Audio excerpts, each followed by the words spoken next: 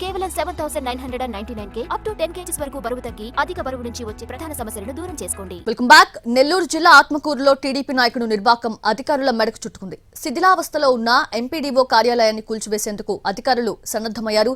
కూల్చివేతకు 1,68,000 రూపాయలకు ఎస్టిమేషన్ వేసి పనులను మొదలు పెట్టాలి అనుకున్నారు. అయితే ఆ పనిని స్థానిక ఎంపీపీ టీడీపీ నాయకుడు కేతా వేణుగోపాల్ రెడ్డికి అప్పచెప్పారు.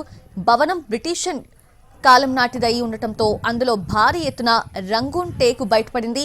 ఆ టేకుని అనధికారికంగా రాత్రికి రాత్రే కేతా వేణుగోపాల్ ఇంటికి తరలించేశారు.